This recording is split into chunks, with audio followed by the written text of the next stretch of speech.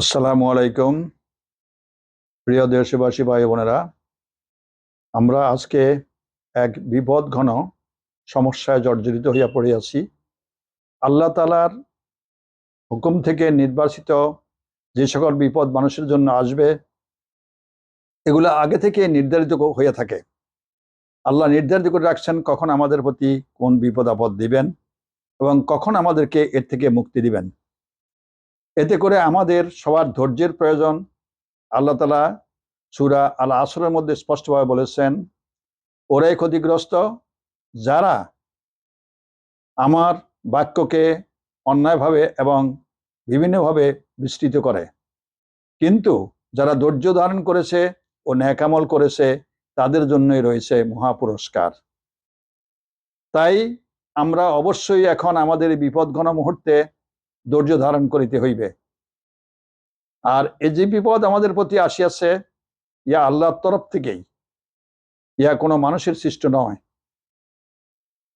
আর এর একটি মাত্র কারণ হলো যে মানুষ যখন নিজেদের প্রতি নিজেরা জুলুম করে, অত্যাচারে উৎপীড়ন করে, তখন আল্লাহ তাআলা তাদের প্রতি অতিষ্ঠ হইয়া এই গজব নাজিল করেন। ইয়াকেই আমরা যদি এখন ধৈর্য সহকারে এবং আমরা যদি আল্লাহর প্রতি দৃঢ় ঈমান রেখে এর মোকাবিলা করি, তবেই আমাদের এই বিপদ থেকে মুক্তি পাওয়া সম্ভব হবে।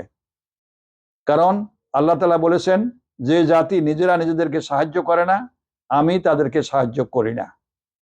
আমরা যদি আল্লাহর প্রতি ঈমান রাখি, তবে এই কথার প্রতি আমাদেরকে পূর্ণ বিশ্বাস স্থাপন করিতে হইবে। সেজন্য আমি বলবো, আমরা যে কয়জন এখন বিপদগ্রস্ত হয়েছি, আমাদের মোট জনসংখ্যা 18 কোটি। যদি 1টি টাকা করেই আমরা কেউ সাহায্য করি, তাহলে সেখানে আমাদের 18 কোটি টাকা জমা হয়। তাহলে যদি 5 টাকা করে দিই, তাইলে আমাদের 500 কোটি টাকা জমা হয়।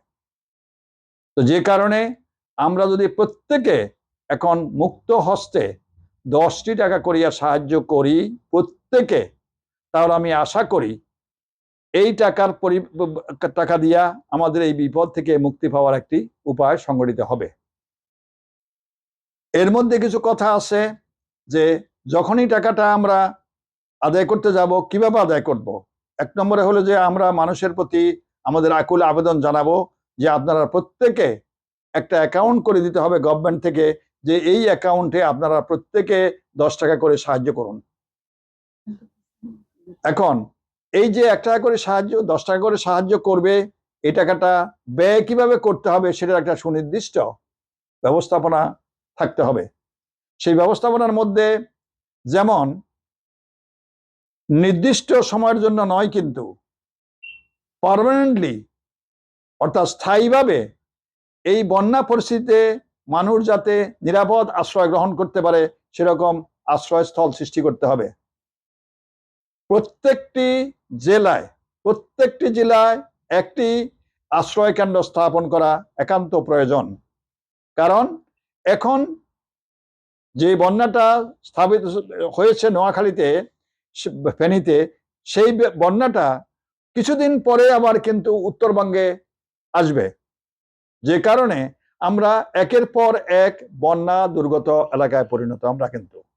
সেই জন্য আমাদের প্রত্যেককে এই বন্যা দুর্গতদের সাহায্যের জন্য এগিয়ে আসতে হবে এবং আমাদের এই স্থায়ী বন্যাকালীন সময়ে বাসস্থান নির্মাণ করতে হবে, যাতে দুর্গম এলাকার মানুষ এবং যে সকল এলাকায় বন্যা হয় নাই কোনোদিন, সেই সমস্ত এলাকায়ও, অর্থাৎ প্রত্যেকটি থানায় একটি করে এই বন্যাকালীন সময়ের জন্য বন্যা দুর্গত মানুষের জন্য বাসস্থান নির্মাণ করে দিতে হবে, যে তারা সেখানের মধ্যে বন্যার সময়কালীন সেখানে যা থাকবে। অতঃপর সেই স্থানটাকে আমাদের গার্মেন্টসে পরিণত করে রাখতে হবে, যাতে নাকি আমরা ওই এলাকার মধ্যে সেখানে একটি ফ্লোর রাখতে হবে, যে যেখানে গার্মেন্টস বানানো হয়েছে সেই যন্ত্রপাতিগুলোকে ওই জায়গায় স্থানান্তরিত করে, ওই একটা ফ্লোরের মধ্যে স্থানান্তরিত করে সমস্ত ফ্লোরগুলো খালি করা যাইতে পারে, এমন ভাবে ধারণা নির্মাণ করতে হবে। আর সেটার ধারণ ক্ষমতাও তৈরি করতে হবে, কমপক্ষে 10,000 লোক যেন একটি বিল্ডিং এ স্থান সংকুলান হয়, তবেই আমাদের এই দুর্যোগ মোকাবেলা সম্ভব হবে। আর এখানের মধ্যে আমরা আরেকটা জিনিস, যে বিপদ যখন মানুষের আসে তখন কিন্তু প্রত্যেকে আল্লাহকে ডাকতে হয়, আল্লাহকে স্মরণ করতে হয়। আমরা সেজন্য প্রত্যেকটা মসজিদে মসজিদে দোয়ার ব্যবস্থা করতে হবে এবং প্রত্যেকে আল্লাহর নিকট কাঁদিয়া কাটিয়া আমাদের এই দুর্যোগের মোকাবেলার জন্য আল্লাহর কাছে প্রার্থনা করতে হবে, আল্লাহ তুমি আমাদেরকে এই দুর্যোগ থেকে মুক্তি দান করো। কারণ আল্লাহ তাআলা বলছে, আমি তোমাদেরকে বিপদ দেই, আর সেই বিপদের সময় তোমরা যখন দু চোখের পানি ফেলো আমার কাছে, তখন আমি তার সইতে পারি না, আমি বিপদকে দূর করে দেই। এই কারণেই আমাদের প্রত্যেককে এগিয়ে আসতে হবে এবং আল্লাহর নিকট আত্মসমর্পণ করতে হবে।